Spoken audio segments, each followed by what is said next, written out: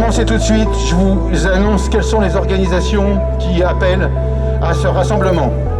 Donc il y a Solidaire 25, il y a la FSU, le Syndicat national des journalistes, Solidaire retraités, Agir contre le chômage, le collectif des libertés publiques de Besançon, de défense des libertés publiques de Besançon, Ensemble, le nouveau parti anticapitaliste, la France Insoumise, le parti de gauche du Doubs, À Gauche Citoyen, le Parti communiste français, Lutte ouvrière, Europe Écologie Les Verts, Génération, le CDDLE, je ne sais pas trop ce que c'est, enfin, je me souviens plus, le collectif de défense des droits et libertés des étrangers, merci, Solmiré, Solidarité migrants réfugiés,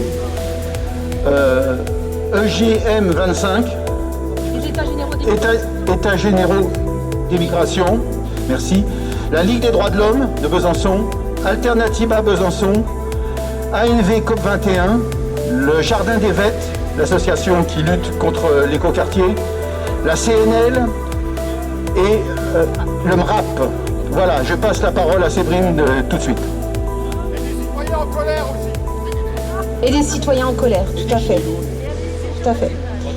Des centaines de migrants se sont installés ce lundi soir, place de la République à Paris, parce qu'en plein froid et en pleine crise sanitaire, ils et elles sont à la rue, harcelés constamment par la police, sans aucune solution décente d'hébergement. L'indignité de leur situation et la violence de la réaction policière ont choqué. Cette fois-ci, elle était filmée et a visé aussi bien les migrants que les journalistes, des élus, des personnes solidaires, des collectifs et des associations de soutien. Grâce à ces images, la population prend pleinement conscience des dangers du projet de loi de sécurité globale et de son article 24 qui s'inscrit dans la droite ligne de la dérive autoritaire actuelle.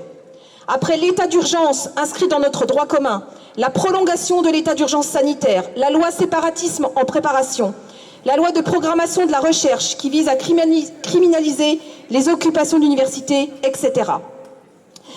Rappelez-vous les mots d'Emmanuel Macron le 7 mars 2019 à Gréoux-les-Bains. Ne parlez pas de répression ou de violence policière, ces mots sont inacceptables dans un état de droit. Monsieur le Président, sommes-nous dans un état de droit quand des manifestants pacifistes, des élus, des journalistes, des militants associatifs sont matraqués, nassés, gazés? Ne parlez pas de violence policière quand des gamins sont alignés contre un mur, les mains sur la tête.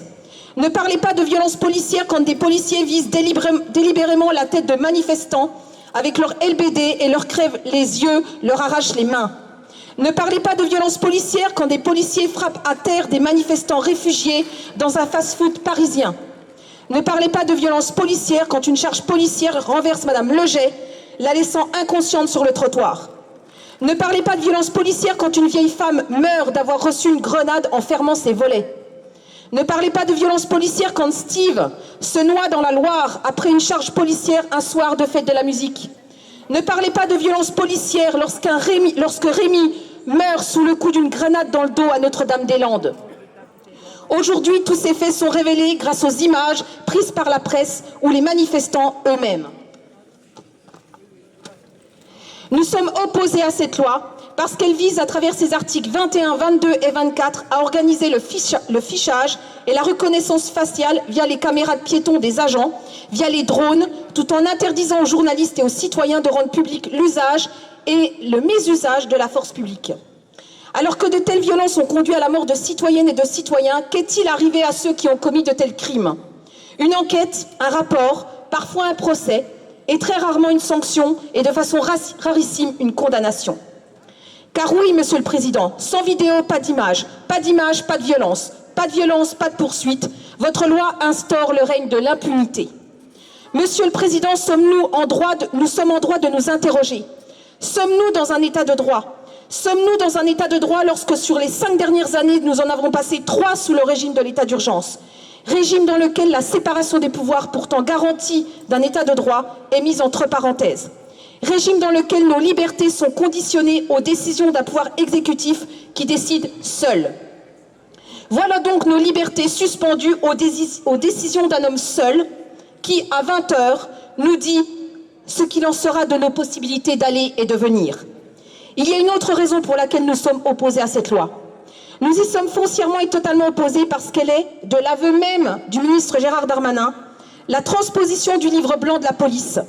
Cette loi n'est que la première pierre d'un vaste chantier qui envisage d'accroître à tous les niveaux les pouvoirs des différentes forces de sécurité. Nous souhaitons que notre police soit une police républicaine, une police garante de la paix républicaine et non au service d'une doctrine de maintien de l'ordre violente. La France inquiète aujourd'hui le monde entier pour l'inhumanité de son gouvernement et d'Emmanuel Macron qui bascule inexorablement vers un État policier et autoritaire. Nous sonnons l'alarme. Avec ces lois sécuritaires, le gouvernement et Emmanuel Macron sont en train de construire les outils de notre asservissement de demain. Des outils juridiques dangereux qui, selon l'usage qu'il en sera fait demain, pourront permettre la surveillance de masse et le contrôle des opposants politiques. Là où la liberté recule, l'obscurité avance avec son cortège de barbarie. Voilà pourquoi nous exigeons à plus d'un titre l'abandon de cette loi. Merci. Bravo. Barbara Romagnan, j'interviens au nom de la Ligue des droits de l'homme. Au début, on avait commencé les mobilisations surtout autour de l'article 24. Vous savez, c'est cet article qui empêche de diffuser, puisqu'il a été voté, qui empêche de diffuser des images... Pardon. J'ai beaucoup de buée. Qui empêche de... Non, en fait, j'ai de la buée. Pardon. Qui empêche la diffusion de vidéos de policiers pour protéger les policiers. À titre personnel et au nom de la Ligue des droits de l'homme, on pense que la police fait un métier dur, nécessaire, indispensable parfois, et que c'est bien normal qu'ils doivent être protégés. Sauf que la police est déjà protégée. La loi le prévoit depuis déjà très longtemps, en tant que citoyen et aussi en tant que policier. Donc l'article 24 ne sert à rien pour protéger la police. Chacun de nous, en tout cas certains d'entre nous, comprennent même que parfois la police doit user de violence. Parce qu'il y a des gens violents et que normalement leur boulot c'est de nous protéger, de protéger le plus faible contre le plus fort, les intérêts collectifs contre des intérêts qui sont privés. Et c'est pour ça qu'ils ont le monopole de la violence légitime. Mais cette violence, elle est légitime seulement en notre nom et seulement si elle est utilisée justement de façon légitime. Le monopole de la violence légitime, c'est pas un privilège, c'est un devoir et donc c'est pour ça qu'on doit pouvoir le surveiller et qu'elle doit être irréprochable. Séverine Véziès a évoqué l'horreur des images qu'on a vues sur l'évacuation, non pas musclée, mais scandaleuse et violente des personnes qui cherchent refuge en France, qui ont fui les bombes, la violence dans leur pays et qu'on n'accueille même pas. Qu'est-ce qui serait arrivé aussi à Michel, ce producteur parisien, s'il n'avait pas vu qu'il était filmé, si les policiers n'avaient pas entendu qu'ils étaient filmés? Aujourd'hui, il lui disait « je serais peut-être en prison en ayant perdu la confiance de ceux que j'aime, peut-être même qu'il serait mort ». Donc on voit à quel point ces images sont absolument indispensables. Pour terminer, je voulais aussi dire que certains ont peut-être parfois regardé avec un peu de condescendance d'autres pays dont on pensait que la culture était un peu moins compatible avec la démocratie, que c'était pour ça qu'ils avaient parfois des régimes autoritaires, et pensant qu'il y avait d'autres pays, la France par exemple, dans lesquels la démocratie était solide. On voit bien que la démocratie est précaire partout, y compris dans le pays qui se prétend qui est le pays de la Déclaration universelle des droits de l'homme et du citoyen, entre parenthèses du citoyen et pas de la citoyenne. Ça peut arriver. Et il faut aussi dire que des démocraties, en tout cas que des gens peuvent arriver au pouvoir par le vote et que ça n'empêche pas ces démocraties de devenir autoritaires. Et je crois qu'aujourd'hui, il faut se dire la vérité, on y est vraiment.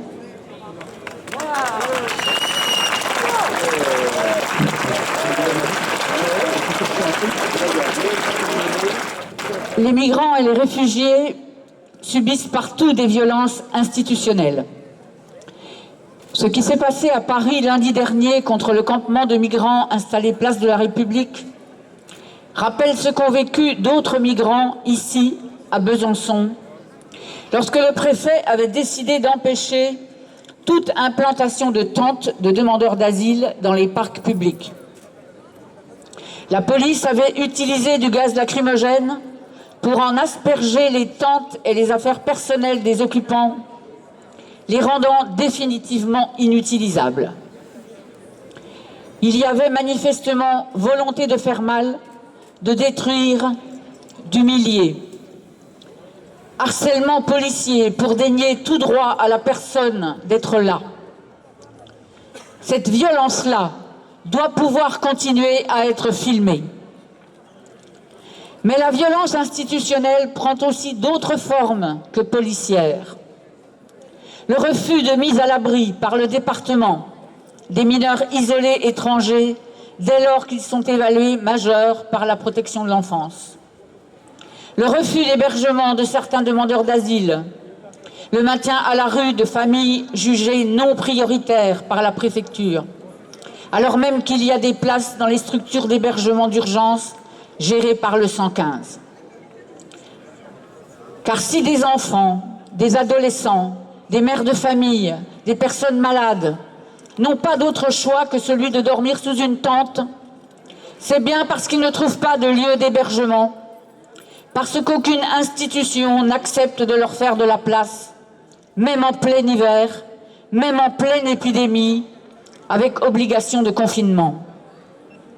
Violence d'État que le préfet et son secrétaire général, fonctionnaires zélés, perpétuent d'une main de fer sans que personne semble y trouver à redire. Violence des institutions dont c'est la mission pourtant de protéger, de mettre à l'abri, de venir en aide aux personnes vulnérables. Quand verrons-nous dans notre ville se lever une autorité pour dire stop à ces traitements dégradants infligés à nos frères migrants, pour commencer à mettre en place une politique de l'accueil? Merci Noël. Merci. Je passe la parole à Annie Morelli pour les Gilets jaunes. Bonsoir. Donc moi je voulais prendre la parole au nom de tous les Gilets jaunes parce que il y a un emballement médiatique autour de ce qui s'est passé, effectivement, qui est catastrophique par rapport aux migrants, aux élus, aux journalistes et à ce producteur Michel, je me souviens plus son nom, qui a manqué mourir tabassé par les flics l'autre soir. Bon. Sur ce, moi je voulais vous dire que en fait cette situation dure depuis très longtemps. Depuis 2005, la police en fait a pris une nouvelle direction, une direction violente, agressive envers les manifestants quels qu'ils soient. Ça, c'est d'abord passé dans les banlieues. Arié Halimi, qui travaille avec la Ligue des droits de l'homme, nous disait qu'en fait, les banlieues ont été le laboratoire de cette doctrine policière qui fait feu de tout bois. Donc, je voulais vous dire que nous, les Gilets jaunes, nous avons depuis 2 ans dû souffrir de cette violence policière.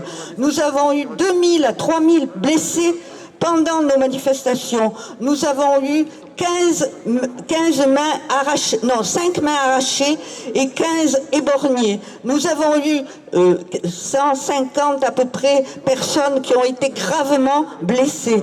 Et tout ça dans une espèce d'indifférence quasi générale. Je ne parle pas des militants qui, eux, nous ont soutenus, hein, mais les médias n'ont jamais montré quoi que ce soit par rapport à ça. Alors qu'en fait, là, il y a un emballement médiatique, soi-disant, pour 3 policiers qui auraient été hors la loi. Il n'y a pas que 3 policiers qui sont hors la loi. Je suis désolée. Nous, le 7 décembre 2018, on s'est retrouvés face aux policiers.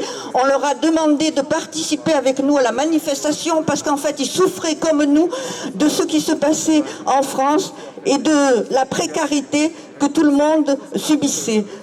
Au lieu de ça, ils nous ont gazés. Des personnes âgées, des enfants sont tombés pendant la manifestation et peu à peu, on a été mis à l'écart. Donc, moi, je voulais vous dire que cette situation, elle dure depuis très longtemps et elle a été aussi, elle s'est aussi manifestée dans les banlieues. Nous n'avions pas vu à l'époque qu'il s'agissait de la même chose. Nous sommes tous sur le même terrain.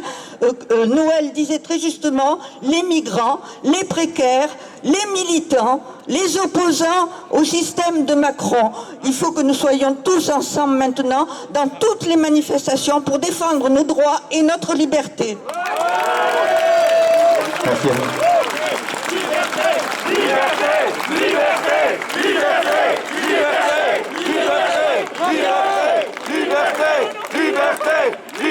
Donc, je vais passer maintenant la parole à Pascal pour Amnesty International. Bonsoir. Amnesty International s'oppose à ce projet de loi de sécurité globale. Ce projet de loi de sécurité globale met en danger les libertés fondamentales. Elle porte atteinte au droit de se réunir, au droit de réunion publique.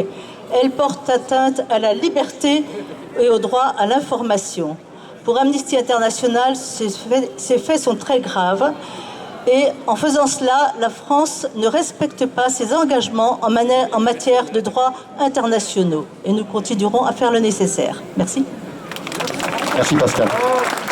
Maintenant, Éric Barbier pour le Syndicat national des journalistes. Bonsoir à tous. Quimper, Toulouse, Nantes, Lyon, Dole, Lons-le-Saunier, Angers, Angoulême, Blois, Béziers, pour ne citer qu'elles, le Syndicat national des journalistes sera présent dans une 50aine de rassemblements organisés en cette fin de semaine. Aux côtés d'une 20aine d'organisations et partis politiques, le SNJ, premier syndicat de la profession, est signataire de l'appel à manifester de ce vendredi 27 novembre à Besançon contre la proposition de loi dite de sécurité globale qui porte en elle plusieurs dispositions susceptibles de constituer un recul démocratique majeur, notamment en créant un nouveau délit de presse. Les déclarations contradictoires du ministre Darmanin ont levé le voile sur les véritables intentions de ce gouvernement. Il s'agit bien de museler la presse. Cet article 24, qui a fait couler beaucoup d'encre, continue d'inquiéter au regard des pratiques violentes récurrentes des forces de l'ordre, documentées précisément par des vidéos tournées par des reporters, journalistes et des citoyens.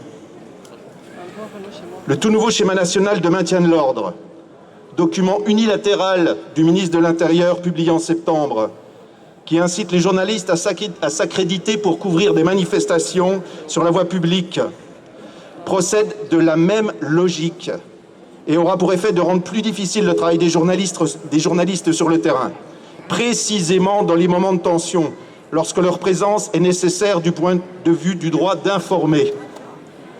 Ce nouveau schéma a fait l'objet d'un recours du SNJ devant le Conseil d'État. On attend les conclusions. Est-il réellement utile de rappeler que la liberté de la presse n'est pas un privilège des journalistes, mais un droit fondamental, un des biens les plus précieux de notre démocratie? Il est de la responsabilité des pouvoirs publics, je sais qu'ils écoutent, de garantir la liberté d'expression des citoyens et en particulier le droit des journalistes à informer, révéler, commenter, critiquer, caricaturer. Par la voix de son président, le Conseil de déontologie journalistique et de médiation a demandé l'abrogation de ces dispositions. Il s'inquiète du risque aussi de voir se répandre, se généraliser censure et autocensure au mépris des règles déontologiques reconnues par les journalistes et par les médias qui les emploient. Ensemble, faisons tomber la loi de sécurité globale. Vive la liberté d'expression, vive la presse.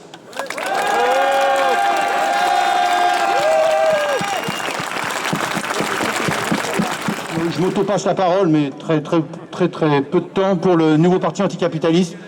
Je voulais simplement insister sur un aspect de quelque chose qui nous tient à cœur et pas seulement à nous, c'est le désarmement de la police. Quand on parle du désarmement de la police, au gouvernement, à droite, voire même à gauche, on entend des cris d'orfraie. Voilà, là, c'est très grave, un policier désarmé, c'est un policier vulnérable, c'est une cible vivante. Je voudrais simplement signaler qu'en Europe, il y a 4 pays dont la police n'est pas armée, dont un tout petit pays qui s'appelle le Royaume-Uni. Et il n'est pas précisé, il n'est pas signalé particulièrement de morts de policiers plus qu'ailleurs. En fait, aujourd'hui, armer la police, c'est surtout faire courir de très graves dangers à la population et pas à la police. On a pour preuve ce qui s'est passé avant-hier avec Michel, où un des nervis, on ne peut pas les appeler autrement, d'extrême droite, qui lui avait cassé la gueule, a pointé son arme contre lui. Et puis, ce qui est inscrit dans la loi de sécurité globale, qui va permettre aux policiers, même pas en service, de porter leur arme. Donc, Je sais que ça ne fait pas consensus au sein des partis de gauche et syndicats, mais nous, au niveau parti anticapitaliste, on est pour le désarmement de la police. Point. Olivier, pour Lutte ouvrière. Oui, pour Lutte ouvrière, je voudrais dire déjà que heureusement qu'il y a eu des vidéos de ce qui s'est passé sur la place de la République lundi soir avec ces migrants qui ont été tabassés par la police, y compris par des commissaires. Heureusement qu'il y a eu des vidéos qui ont dénoncé ce qui s'est passé dans le 17e arrondissement. Et vous avez tous été choqués par ce qui s'est passé. C'est insupportable de voir ce déchaînement collectif de brutalité policière auquel on assiste depuis un moment. Alors, ces exactions de la police sont tellement scandaleuses, elles entraînent tellement d'indignation que même Macron et Darmanin, eux aussi, se sont indignés en disant voilà, que c'était des policiers qui déconnent, que c'était des dérives, que l'état de droit devait reprendre sa place. Et bien là-dessus, on n'est pas du tout d'accord. Les mêmes qui protègent la brutalité de la police, aujourd'hui, voudraient nous faire croire qu'ils vont nous protéger contre ces exactions, mais franchement, on se moque de nous. Comment on pourrait faire confiance dans ces institutions? On sait parfaitement qu'elles ne protègent pas la population. Ces gouvernements, cette justice protègent l'ordre établi. Et ça, il ne faut pas qu'on l'oublie. Donc l'idée de l'état de droit, pour nous, il faut vraiment en discuter. Non, ce qui se passe, ce ne sont pas des dérives. Ce ne sont pas des actes isolés dus à quelques flics pourris. Ce qu'ils appellent l'état de droit s'appuie sur la police, la justice, les lois qui défendent un ordre social injuste. On ne peut pas moraliser le bras armé de l'ordre bourgeois qu'est la police. Ces lois sécuritaires ne sécuriseront qu'une chose, les profits des capitalistes et le bien-être des plus riches. Ça ne sécurisera pas nos vies. Tant qu'une minorité bénéficiera de ce système, le système se dotera de défenseurs zélés qui iront jusqu'au bout. Et pourquoi ça se passe comme ça? Parce que c'est toute l'évolution de la situation politique qui est due à cette dégradation. Toute la société s'enfonce dans la crise. On l'a vécu dans les hôpitaux qu'on laisse pourrir. On le vit dans les écoles qu'on laisse pourrir. Tout ça, cette crise économique et sociale, ne fera que renforcer la lutte de classe. Plus la lutte de classe avancera, plus les sociétés seront autoritaires. La pauvreté deviendra de plus en plus insupportable. Regardez la fermeture de l'usine Bridgestone. Évidemment que les gars qui se sont mis devant l'usine aujourd'hui disent vous avez tous entendu ça, on va durcir le mouvement. Mais oui, c'est ça, évidemment qu'il faudra durcir les mouvements, qu'il faudra mener la lutte de classe. Mais comment faire? Et là, je voudrais me tourner vers tous ceux qui se disent qu'il faut trouver une issue, en particulier vers la jeunesse. On ne peut pas moraliser ce système. Il veut nous habituer à obéir. On le sent depuis des semaines et des semaines. Il ne faut pas accepter notre sort. Il faut dire non. Il ne faut pas baisser la tête. Et le seul moyen d'ouvrir un avenir à l'humanité, c'est de renverser cet ordre social injuste et tous ceux qui le protègent voudraient l'aménager. Je vais passer la parole à Leslie de Solidaire 25. Évidemment, Solidaire est présent, elle l'a toujours été, dans les manifestations, dans la défense des réfugiés. Le fait de filmer est vraiment, je pense, important pour chacun pour pouvoir au moins ne pas être invisible, à minima. Et nous sommes là, tous. Et voilà, je pense que c'est vraiment important. Merci. Bravo. Bravo, Leslie. Je passe la parole à Mathieu pour le Parti communiste français. Bonsoir à tous. Combien d'éborgnés? Combien de mutilés? Où s'arrêteront les salves contre la démocratie? Comme il l'a été dit, où va notre pays quand celles et ceux qui ont vécu l'horreur, la guerre, plutôt que d'être accueillis dignement, sont tabassés?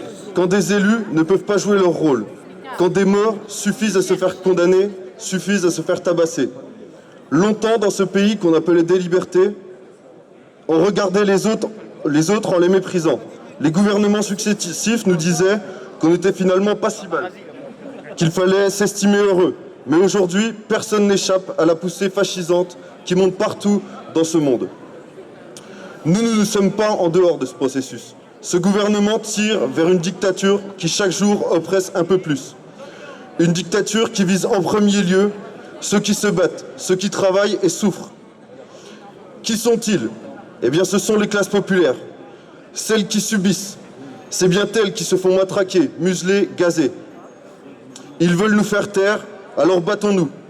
Battons-nous pour nos droits, battons-nous pour nos libertés. Alors, chers amis, non à la loi dite sécurité et un grand oui à la contestation et au droit de s'exprimer. Je veux rappeler qu'il y a un rassemblement demain à l'appel d'agir contre le chômage à 14h, place de la Révolution.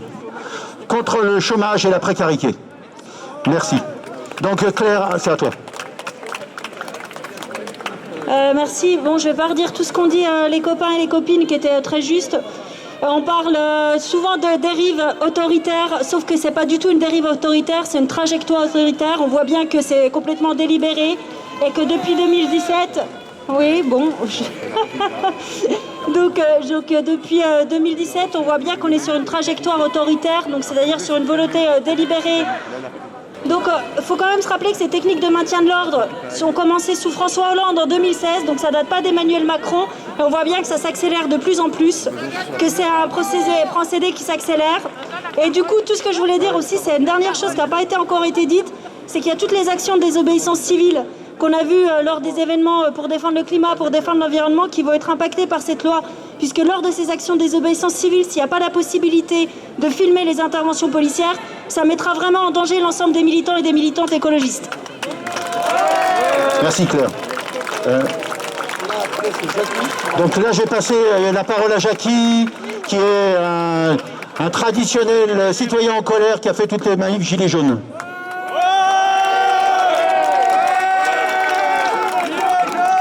Bon, moi, je voudrais insister sur ce que beaucoup appellent aujourd'hui la dérive très autoritaire de la Macronie. Et je tiens tellement à ce superlatif très que je vous invite à méditer ces propos qui, ces temps, m'assaillent l'esprit, me torturent l'esprit et me reviennent en boucle. Les propos tenus dans les années 30 par Bertolt Brecht qui disait « Le fascisme n'est pas le contraire de la démocratie, mais son évolution par temps de crise. » Alors, oui, j'assume. J'entends déjà certains crier à la caricature. Mais le fascisme ne dit jamais son nom. Il rampe, il flotte. Et quand il pointe le bout de son nez, on dit « C'est lui ?»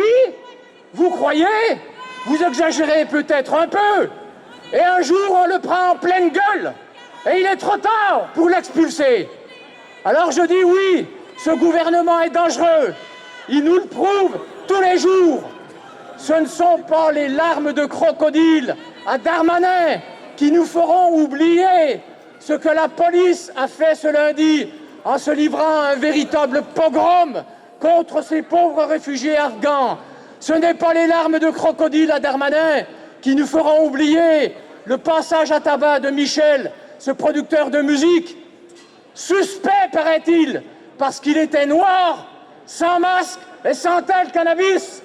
Ce sont ces policiers qui sentent la mort qu'ils auraient pu lui donner.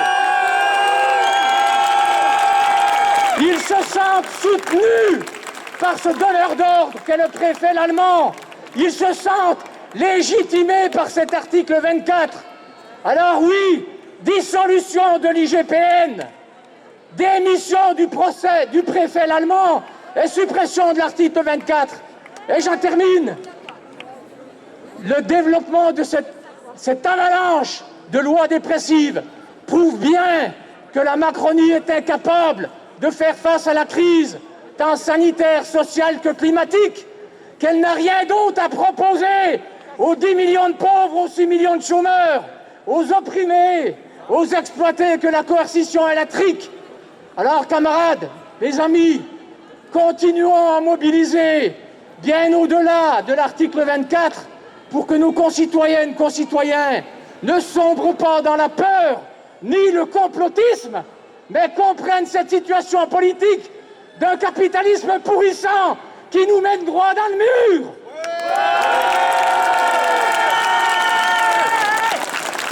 Et développons l'espoir, car si la colère fait les émeutes, c'est l'espoir qui fait les révolutions. Bien, j'ai passé la parole à la dernière intervenante qui est Emma de Radio Bip. Et ensuite, Pape Def s'installera le temps qu'on se mette en cortège. Emma, à toi. Bonsoir tout le monde, j'ai pas trop l'habitude de parler, donc vous m'excuserez devant les gens, je suis généralement derrière une caméra. Alors j'invite tous les reporters de terrain de me joindre ici, les indépendantes qui lèvent leur caméra. Nous sommes sur le terrain depuis des années, je vous invite de venir, venez ici, les photographes, venez ici, en ligne avec moi. Tous les photographes, allez venez ici, en ligne avec moi.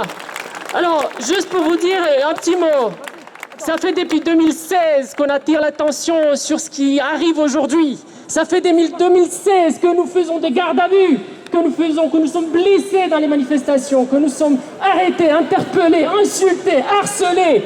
Depuis 2016, on le dit. Et qu'est-ce qui se passe? Des grandes rédactions se posent encore la question, est-ce qu'on traite ce sujet ou pas? C'est ça la question qui se pose. Alors on essaie de faire une différence entre les journalistes de terrain et les journalistes qui sont dans les bureaux avec carte de presse, en disant non, vous êtes des militants, des journalistes militants. Mais non, nous sommes des journalistes. Nous travaillons, nous avons signé la charte de Munich, même s'il y a des gens qui n'ont pas de carte, même des gens avec carte sont journalistes de terrain. Et ils ont réussi à diviser le métier, ils ont réussi à diviser les journalistes. Du coup, qu'est-ce qui s'est passé? Notre parole a été minimisée. Les gens n'ont pas écouté ce qu'on a dit. On a attiré l'attention sur ce qui ça allait arriver aujourd'hui depuis des années. Voilà, j'ai une carte de presse. J'ai cette chance-là d'avoir une carte de presse nationale. Il y a parmi nous ici des reporters, journalistes qui ont signé la charte de Munich qui n'ont pas cette carte de presse. Alors pourquoi on a fait la différence jusqu'à maintenant? Pas parce qu'ils étaient sur le terrain, en première ligne, à filmer tout ce qui se passait. On trouvait que c'était exagéré de filmer les policiers quand ils tabassaient des manifestants, des gilets jaunes, peu importe après. Quand on se faisait arrêter, on disait « Mais qu'est-ce que vous avez fait? Vous étiez trop proche du policier. » On l'a dit, non, c'était pas ça. On nous a attaqués tout simplement parce qu'on avait une caméra dans les bras. On a expliqué aux grandes rédactions « Ça va vous arriver à vous aussi. » Qu'est-ce qu'ils ont fait? Ils n'ont rien dit. Ils ont attendu. Aujourd'hui, toute la profession est dans la rue. Donc, il est essentiel d'arrêter de faire la différence entre les journalistes militants, comme ils disent eux, et les journalistes tout court, parce que ça n'existe pas, ça. Quand on est sur le terrain, on est journaliste, point. Si on a signé la charte de Munich, c'est simple, on est journaliste. Donc, au nom de tous les journalistes indépendants, tous les journalistes reporters qui sont harcelés sur Internet, tout simplement dans la vraie vie, Gaspard Glanz, qui lui, il a fait à peu près 13 gardes à vue pour avoir filmé des policiers, 13. Et aujourd'hui, on se pose toujours la question, est-ce qu'on lui donne la carte de presse nationale ou pas? Donc je vais finir très vite. Dans notre rédaction, l'ensemble des journalistes ont été interpellés ou blessés ou garde à vue. Donc l'ensemble, je peux vous donner tous les... Donc Toufik, quand il était devant le tribunal, devant la juge, et que plus personne ne s'intéressait à son cas. Alex, qui était pour nous, c'est pareil, reporter bénévole, et qui a fait le travail, et puis il s'est fait quasiment violenté par une personne bourrée. La situation a été à nouveau criminalisée. Et il s'est défendu, donc il était tout d'un coup, lui, l'agresseur, etc. J'en ai plein de cas de ce type-là. Donc vous, les grands journalistes, les grands médias vous avez tourné la tête. Aujourd'hui, vous êtes dans la même situation. Donc peut-être qu'aujourd'hui, c'est important qu'on soit unis et qu'on arrête avec ce genre de différence. Merci à vous pour votre soutien. Merci beaucoup. Merci Omar. Donc on va partir en cortège. Donc le cortège va prendre la grande rue. Je pense que dans la violence, on a franchi une étape maintenant. On a franchi une étape. Vite fait, je vais juste interpréter une chanson de Bob Marley qui s'appelle le Redemption Song.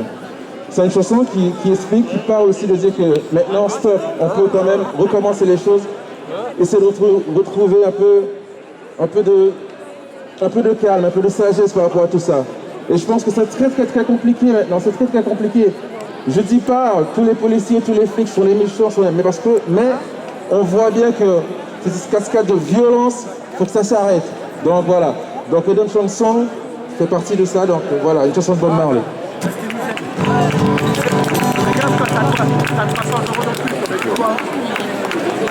Whole pirate yesterday. Je vais laver le masque. Désolé. Whole pirate yesterday, rabbi. Sold out to the merchant ships. Minutes after they took high from the bottomless pit, but my hand was made strong by the hand of the Almighty. We forward in this generation triumphantly. Won't you hear to sing these songs of freedom? 'Cause all I ever heard, redemption song, these songs of freedom. Emancipate yourself from mental slavery, not but ourselves can free our minds. Have no fear for atomic energy, 'cause none of them can solve all the time. How long shall they kill our prophet while we stand aside and look? Some say we just stop right of it. We've got to fulfill the book. Won't you hear to sing these songs of freedom? 'Cause all I have, redemption song, these songs of freedom, songs of freedom, songs of freedom. Merci à vous. Merci à toi, merci beaucoup, bravo. Merci à toi.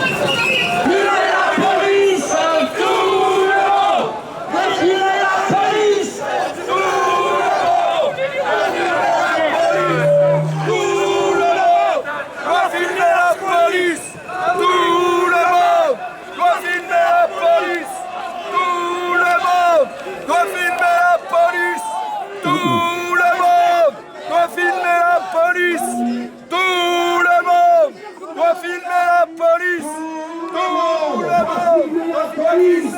Tout le monde doit filmer la police. Tout le monde doit filmer la police. Tout le monde doit filmer la police.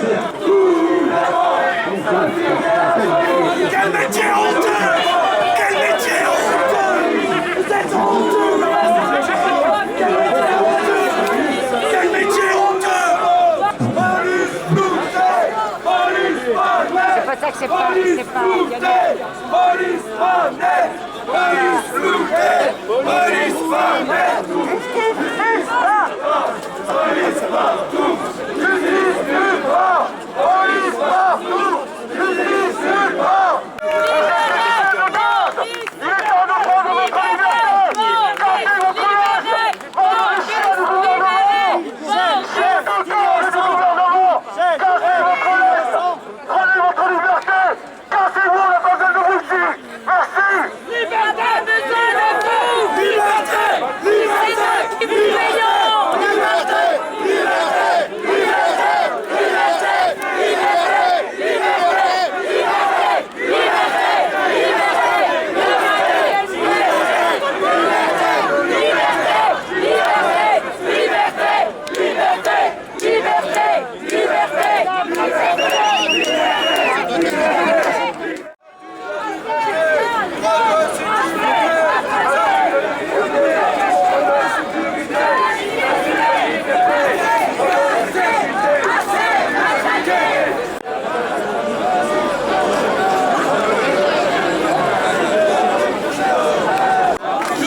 Qu'est-ce que ça veut dire?